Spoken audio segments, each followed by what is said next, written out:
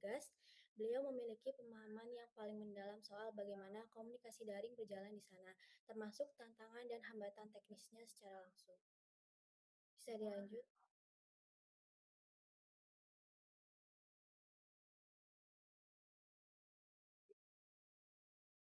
Jadi dari hasil wawancara dengan Pak Yasti tadi, kami menemukan bahwa secara keseluruhan, Lemigas ini sudah cukup beradaptasi dengan dunia digital, di mana komunikasi saat bekerja itu sering dilakukan melalui berbagai media digital.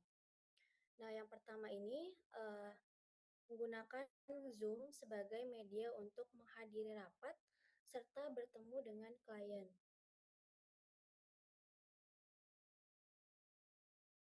Lalu yang kedua, menggunakan email untuk berkomunikasi secara formal. Nah, yang ketiga, memakai WhatsApp untuk komunikasi non-formal dan sehari-hari. Lalu yang keempat, ada Microsoft Teams, jadi sebagai alternatif Zoom, tergantung dari permintaan si kliennya tersebut. Lalu yang terakhir ada Outlook atau email sebagai tools tambahan. Bisa dilanjut?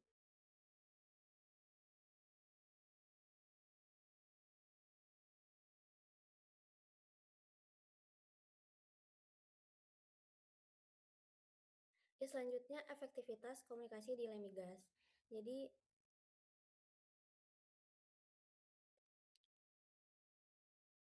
jadi lembaga Lemigas ini sering melakukan komunikasi daring maupun luring untuk keefektivitasnya sendiri. Nah, ini terbagi menjadi dua, yaitu ada daring dan luring. Yang daring sendiri ini yang pertama yaitu menerima klien baik dari dalam maupun luar negeri. Lalu yang kedua itu rapat tanpa kebutuhan tanda tangan resmi. Lalu yang kedua ada luring, yaitu dia yang pertama rapat yang memerlukan persetujuan atau tanda tangan langsung, jadi harus bertemu secara langsung. Lalu yang kedua kegiatan berbasis laboratorium atau demonstrasi alat. Jadi yang mengharuskan para pegawai ini memang harus bertemu secara tatap muka. Boleh di next.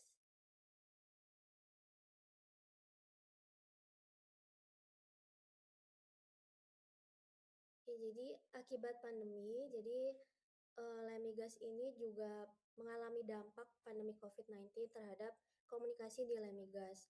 Nah, pandemi menjadi titik balik yang secara tiba-tiba ini mempercepat penggunaan teknologi komunikasi digital di seluruh lapisan organisasi.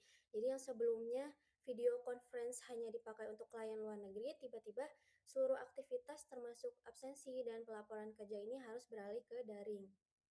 Nah, namun transisi ini tidak berjalan mulus. Tidak semua pegawai ini memiliki kesiapan digital yang sama, sehingga terjadi kesenjangan digital yang cukup terasa. Banyak ditemukan kendala dalam penggunaan berbagai aplikasi, terutama bagi pegawai yang sebelumnya ini hampir tidak pernah menggunakan platform digital dalam pekerjaan mereka. Nah, yang cukup mengejutkan juga dari temuan kami adalah tidak ada pelatihan khusus yang diberikan kepada pegawai terkait penggunaan teknologi komunikasi ini. Jadi pegawai yang kesulitan itu harus cari tahu sendiri, baik melalui YouTube maupun bertanya ke sesama rekan kerja. Nah, jadi baru ketika mereka ini benar-benar nggak bisa, mereka baru menghubungi tim telematika. Boleh di next. Etika dan pola komunikasi. Nah, karakteristik pertama yaitu adalah fleksibel, jadi tidak ada batasan waktu yang ketat soal kapan boleh atau tidak boleh mengirim pesan terkait pekerjaan. Nah, Pak Yasdi ini juga sempat nyebutin bahwa ada alat-alat laboratorium yang running sampai 24 jam penuh. Jadi, komunikasi pun bisa terjadi kapan saja sesuai kebutuhan. Nah, yang kedua, tidak ada SOP khusus untuk komunikasi digital atau daring. Jadi tidak ada aturan tertulis yang mengatur bagaimana, kapan, atau melalui platform apa komunikasi harus dilakukan. Pola yang ada terbentuk secara organik dan berkembang sesuai kebiasaan dari masing-masing divisi tersebut. Lalu yang terakhir, hierarki tetap berpengaruh. Jadi meskipun tidak ada aturan formalnya, struktur jabatan tetap memengaruhi cara berkomunikasi. Bahkan di platform yang sehari-hari pun kayak WhatsApp, ini akan uh, juga berpengaruh gitu terhadap hierarki di Lemigas tersebut. Boleh dilanjut? Ya, selanjutnya ada tantangan komunikasi daring. Jadi, apa yang kami temukan saat melakukan observasi adalah salah satu tantangan salah satu tantangan utama dalam komunikasi daring di Lemigas adalah keterlibatan dalam melihat ekspresi wajah dan intonasi suara, sehingga pesan yang disampaikan cenderung lebih sulit dipahami secara emosional. Hal ini terkadang juga menyebabkan potensi miskomunikasi menjadi lebih tinggi, terutama dalam komunikasi berbasis teks seperti WhatsApp atau email. Karena setiap individu bisa memiliki penafsiran berbeda. Hal ini juga kita sering alami gitu, kalau kita melihat teks kita, chat dari teman atau siapa, kita belum tentu tahu atau pasti kayak apakah teman kita itu sedang marah atau tidak, berdasarkan teks itu saja.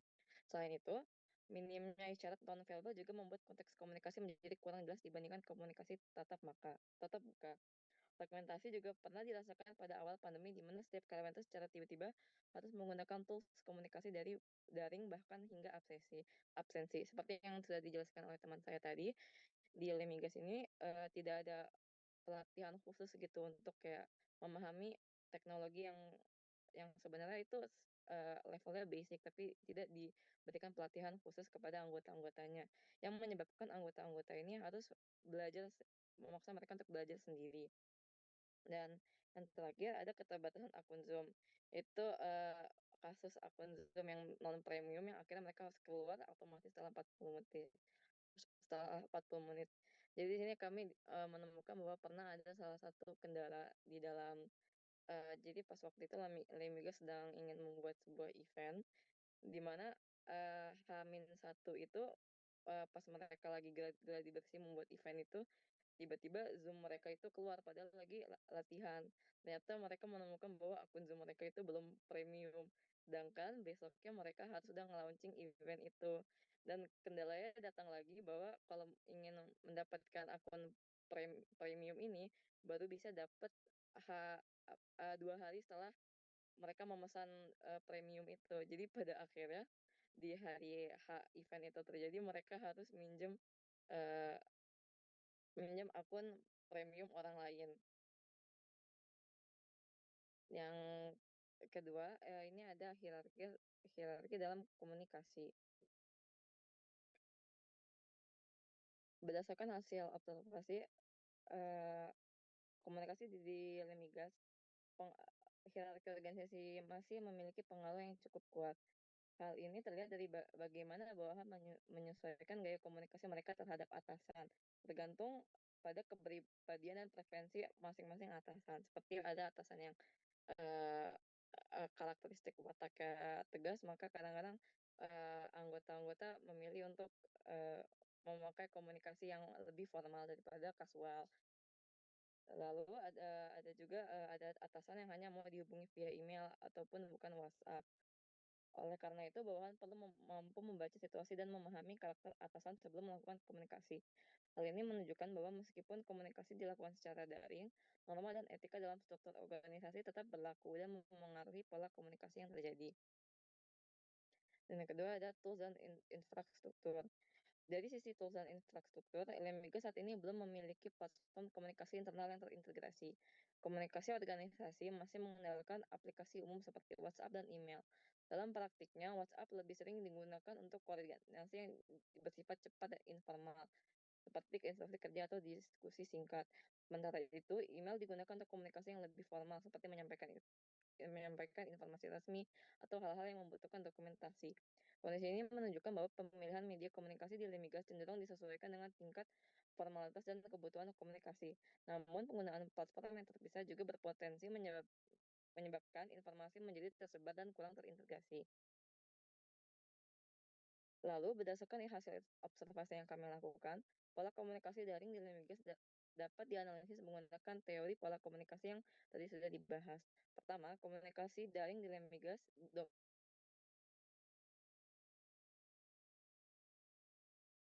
media perantara seperti WhatsApp dan email dalam penyampaian pesan. Hal ini terlihat dari penggunaan WhatsApp untuk koordinasi sehari-hari dan email untuk komunikasi formal. Kedua, dalam praktiknya, komunikasi tersebut juga menunjukkan pola komunikasi sirkuler, terutama dalam interaksi melalui WhatsApp, di mana terjadi pertukaran pesan secara dua arah dan berkelanjutan antar antar anggota tim. Selain itu, terdapat juga pola komunikasi linear, khususnya dalam penggunaan email untuk menyampaikan informasi resmi yang cenderung satu arah dan tidak selalu membutuhkan respon langsung. Namun, pola komunikasi primer relatif terbatas dalam komunikasi daring di Lemigas, karena unsur non-verbal seperti ekspresi dan intonasi tidak dapat tersampaikan secara optimal. Hal ini juga menjadikan salah satu tantangan dalam komunikasi daring. Dengan demikian, pola komunikasi daring di Lemigas bersifat kombinatif, namun tetap didominasi oleh pola komunikasi sekunder sebagai dasar utamanya. Eh, untuk kesimpulannya, Lemiga lembaga Lemigas ini menunjukkan ketergantungan tinggi terhadap komunikasi daring, terutama melalui WhatsApp untuk koordinasi sehari-hari dan Zoom untuk melakukan rapat-rapat. Pola komunikasi bersifat hybrid, daring dan tatap muka, sesuai kebutuhan konteks dan situasinya. Yang ketiga, budaya komunikasi digital cenderung fleksibel tanpa ada aturan waktu yang ketat. Dan terakhir, hierarki organisasi tetap memengaruhi etika komunikasi, terutama dalam berinteraksi dengan atasan. Ini daftar pustaka kami, dan mungkin segitu saja dari kelompok kami. Terima kasih atas perhatiannya. Mungkin ada yang ingin bertanya.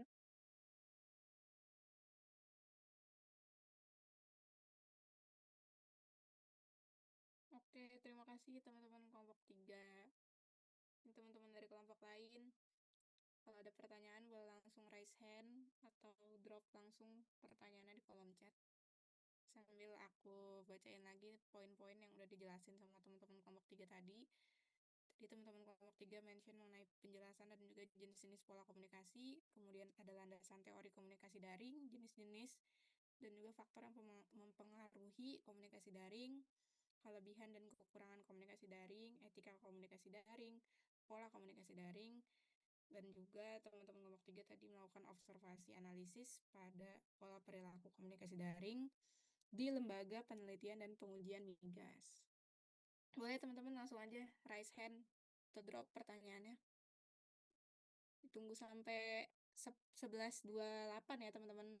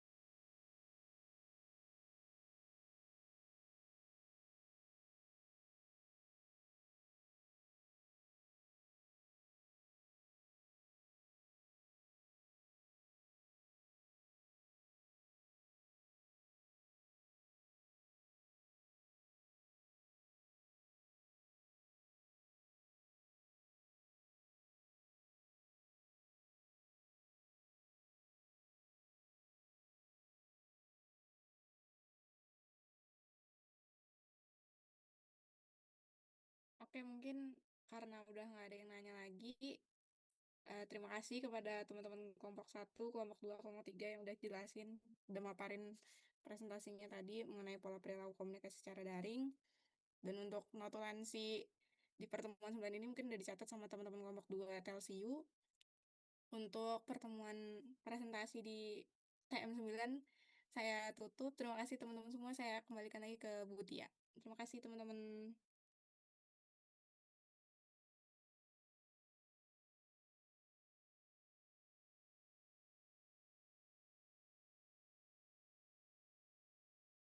Oke, terima kasih Adela selaku moderator.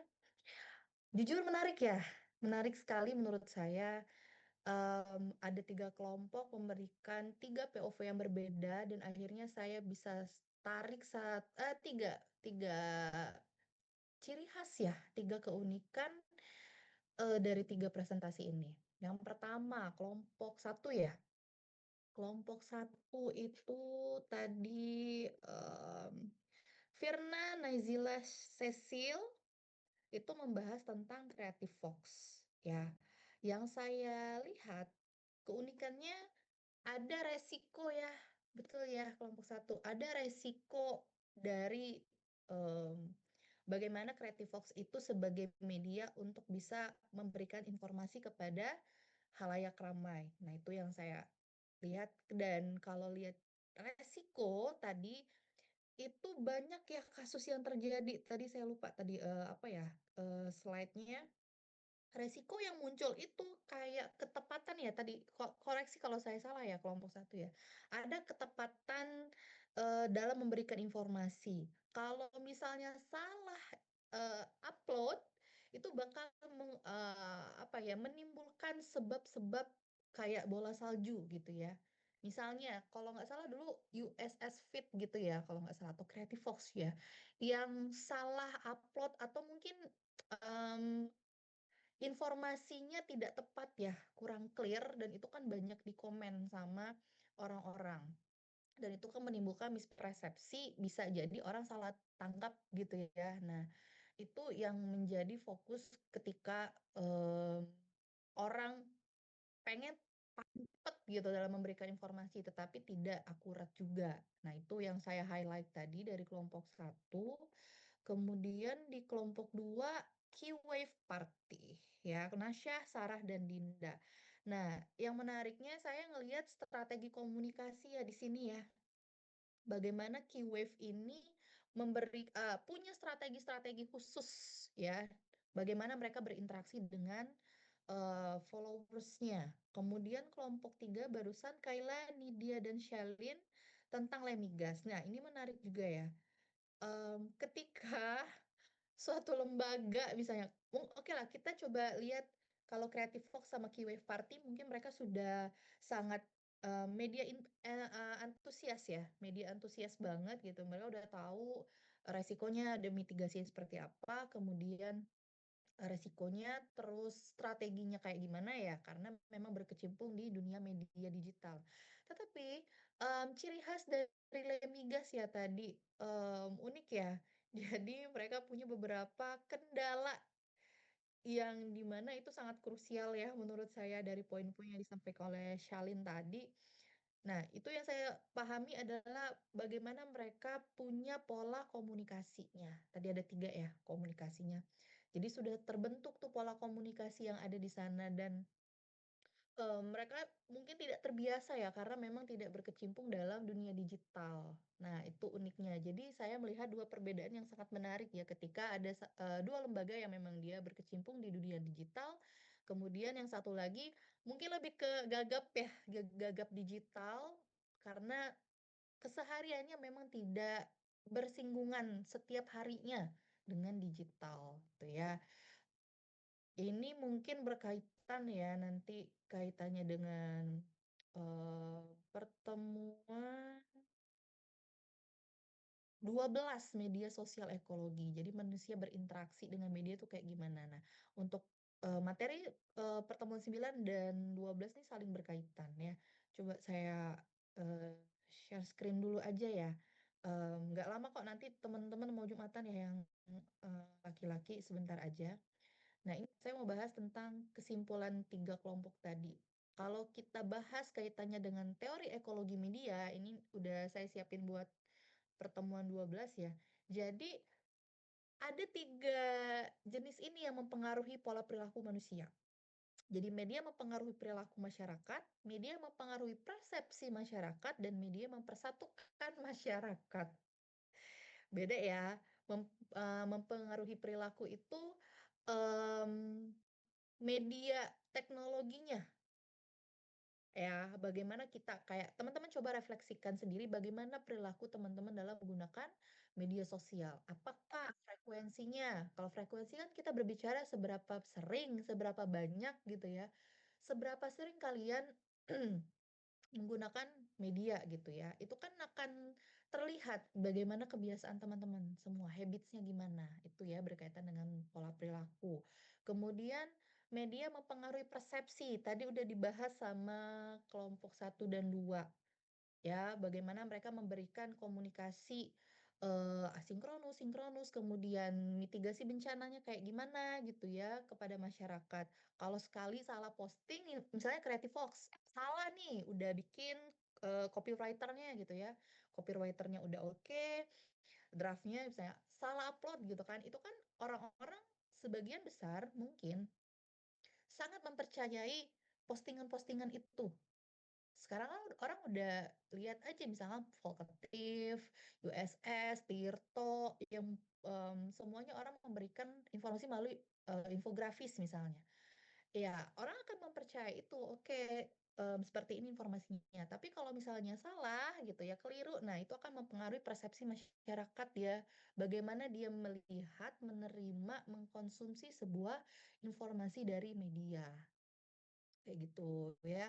Kemudian media mempersatukan masyarakat. Tadi kaitannya dengan Lemigas ya, yang mereka memang harus beradaptasi dengan media, mau nggak mau.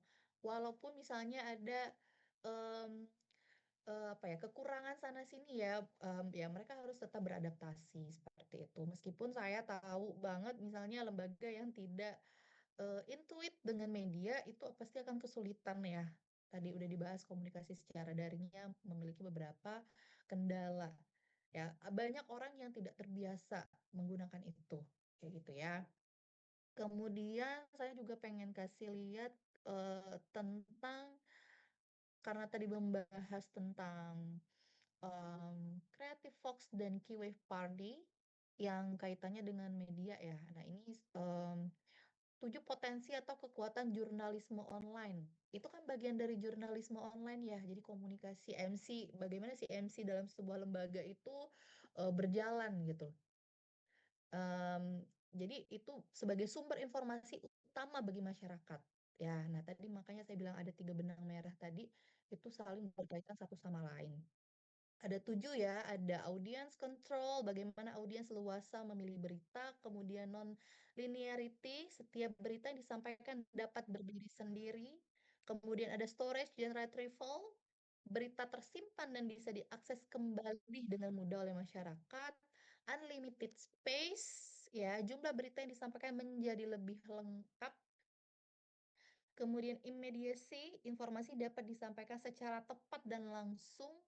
Ya, tadi kalau nggak salah kelompok 1 dan 2 juga udah bahas tentang ini. Kemudian ada multimedia capability. Ya, kemampuan multimedia, kemampuan medianya, berita disampaikan tidak hanya dalam format teks. Tadi saya bilang bisa infografis, ada juga misalnya portal berita yang udah pakai audio juga, audio maupun audio visual, audio dan visual, sorry, audio visual. Bisa lihat gambar, terus kemudian dinarasikan melalui audio, kayak gitu ya. Kemudian interactivity memungkinkan adanya interaksi. Tadi dibahas sama Keywave Party.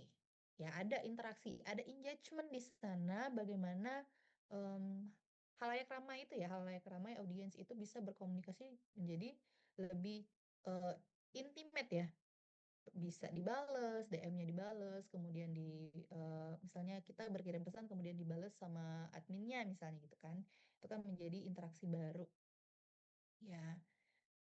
Jadi kalau kaitannya dengan Lemigas, intinya media-media konvensional sekarang ya sorry, lembaga-lembaga konvensional sekarang harus mengikuti juga gitu perkembangan dunia ya.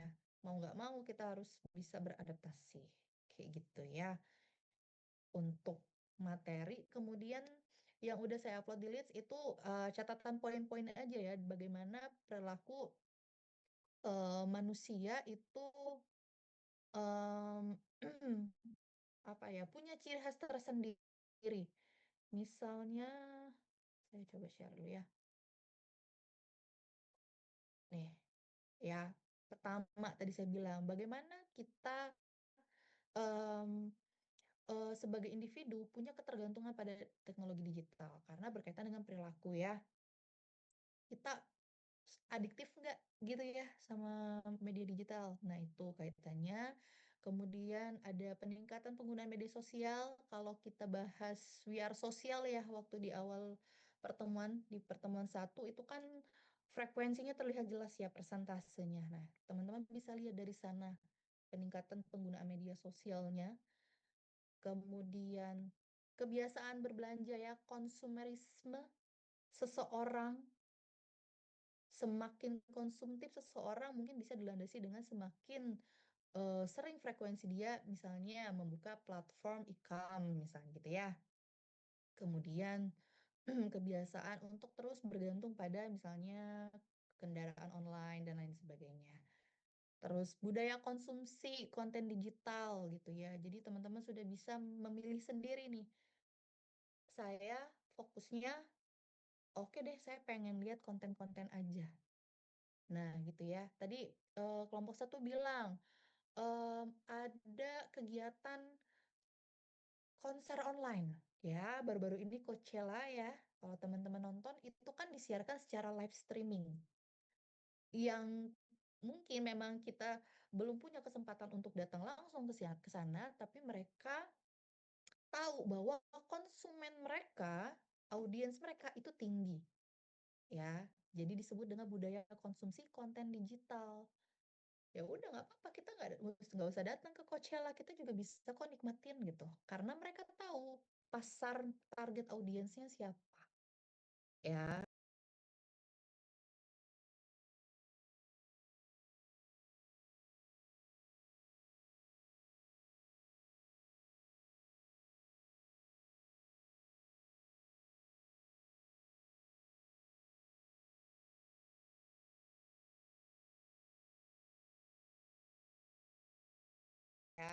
Ketika kita udah terjun bahkan tenggelam ya dalam dunia media sosial, teknologi digital, ya teman-teman harus sadar juga bahwasanya privacy dan keamanan data ini juga beriringan.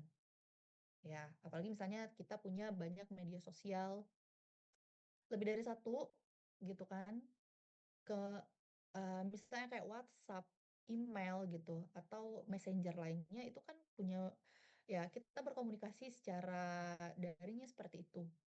Nah, harus tahu betul bahwasannya konsekuensi kita ketika udah terjun di media sosial yaitu privacy dan keamanan data yang masih di Indonesia tuh masih riskan ya untuk cyber security-nya. Nah, gitu ya. Jadi kita harus tahu bagaimana kita menyimpan data dengan baik gitu, menggunakan media sosial dengan baik seperti itu ya. Kemudian dampak positif dan negatifnya banyak sekali. Tinggal teman-teman refleksikan sendiri apa dampak positif dan negatif yang sudah kalian rasakan. Ya, kalau positifnya banyak, gak usah ditanya, banyak banget ya. Lebih dari apa yang saya udah tuliskan. Akses informasi, oke, ACC, komunikasi lebih efisien, oke, udah gitu ya. Peluang ekonomi baru, bisnis baru gitu ya. Siapa sangka ada kripto gitu ya. Sekarang bahkan ada banyak banget nambah lembaga-lembaga apa ya nyebutnya ya. Perusahaan ya mungkin ya nyebutnya perusahaan kripto di Indonesia gitu ya. Itu kan peluang bisnis baru karena adanya media digital. Dilandasi oleh itu juga. Ya, banyaklah teman-teman pasti udah hafal. Kemudian dampak negatifnya.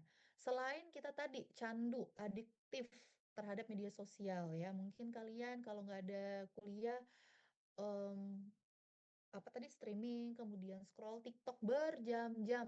Makanya ada data dari We Are Social ya. Kebiasaan-kebiasaan seperti itu. Dampak negatif baru lainnya adalah cyberbullying, hate comment, kayak gitu ya. Sekarang orang-orang tuh udah mengalami hal itu gitu. Dan itu kan dampaknya ke berbagai sektor apa namanya masalah ya. Cyberbullying, hate speech itu kan bisa mempengaruhi kehidupan seseorang. Misalnya mereka merasa tidak percaya diri gitu ya, perlu ke psikolog dan lain sebagainya. Dampak-dampaknya sangat banyak. Penipuan online gak usah ditanya ya. Em, Waktu tahun lalu apa 2 tahun lalu ya, eh, Prodi Sains Informasi itu pernah mengalami itu. Jadi kayak dosen-dosennya em, yang ini ya, yang apa bahasanya, yang mengaku-ngaku sebagai dosen sains informasi gitu ya, meminta uang, minta transfer pulsa dan lain sebagainya kepada mahasiswa. Nah, hal-hal seperti itu yang misalnya ya kita nggak bisa duga ya, siapa sangka gitu. Seperti itu penipuan online. Kecanduan internet tadi adiktif, candu, nggak berhenti buka media sosial gitu ya. Dan ini kalau kecanduan internet ini sudah masif ya, sampai anak-anak kecil itu ya kerjaannya juga TikTok aja dan lain sebagainya. Nah, kemudian banyak ditemukan bahwasanya perilaku anak-anak itu sudah tidak sesuai dengan kaidah-kaidah misalnya masyarakat atau budaya Indonesia. Sudah bergeser saking kecanduannya karena dampak negatifnya sangat terasa langsung. Ya, seperti itu. Kemudian ini ya pentingnya literasi digital. Jadi teman-teman yang ada di sains informasi, mungkin kita bisa terliterasi ya setiap hari gitu. Tetapi belum tentu orang-orang di sekitar kita punya pengetahuan yang sama dengan kalian. Jadi tugas teman-teman semua mengingatkan, memberitahu gitu ya. Bahkan misalnya mengajari teman-teman terdekat, keluarga, circle dan lain sebagainya untuk bisa menjadi pengguna digital yang cerdas dan bertanggung jawab. Gitu ya. Berilah informasi-informasi atau konten yang menarik, edukatif gitu ya. Teman-teman boleh mau jadi konten kreator kah, podcaster kah, selebgram gitu. Tetapi buatlah satu ciri khas bahwasanya teman-teman memberikan edukasi dan informasi gitu ya. Kemudian, nah ini ya kaitannya tadi dengan dampak negatifnya. Teman-teman udah tahu lah misinformasi ya. Informasi yang salah atau menyesatkan tetapi tidak sengaja gitu ya. Nggak sengaja nih dia gitu. Kemudian ada disinformasi ini banyak banget ya. Informasi yang salah, yang sesat disebarin dengan sengaja. Tujuannya untuk menipu atau memanipulasi orang lain. Ya, kemudian malinformasi, informasinya benar tapi disebarluaskan dengan tujuan untuk merugikan orang lain. Nah, ini ya. Ini banyak banget kasusnya maldis dan mis. Kemudian, nah tadi kaitannya dengan dampak negatif juga. Hate speech ini banyak banget ya. Sampai sekarang itu banyak sekali penelitian mahasiswa itu membahas tentang hate speech di media sosial. Banyak banget loh yang membahas hate speech. Saking ya dinilai hate speech itu sekarang sudah tidak bisa dibendung ya. Karena apa? Orang-orang udah pakai smartphone, bebas berkomentar gitu ya. Kita nggak ada batasan untuk berkomentar, semua orang bisa berkomentar dan itu tidak ada rasa empati sama sekali. Nah, itu ya sekarang bagaimana karakter orang-orang atau masyarakat di media sosial. Jadi pola perilakunya sudah ke sini, bergesernya ke sini. Gitu, head speech dan lain sebagainya. Kemudian head spin juga sengaja memanipulasi ya. Kemudian, nah udah ya, itu aja. Kalau dampak-dampak yang lain banyak, tadi udah ada tujuh faktor bagaimana media itu menjadi acuan sumber di masyarakat ya. Nah ini ya, nanti lanjut presentasi di pertemuan 11 karena di minggu depan kita akan diskusi dan praktek secara langsung karena bertepatan juga dengan 2 minggu kita offline-nya tetap muka. Jadi untuk teman-teman yang di eh, Telsiu, ini ya, ini nanti presentasinya di pertemuan 11 ya. Nanti tolong Nasya ingatkan teman-teman untuk eh, ready di pertemuan 11. Jadi minggu depan kita fokus untuk diskusi aja, diskusi dan praktik ya. Jangan lupa membawa alat tulis dan pastikan teman-teman 40 orang hadir semua ya. Seperti itu untuk penjelasan diri saya. Ada yang mau disampaikan? Yang dikonfirmasi misalnya? Silakan.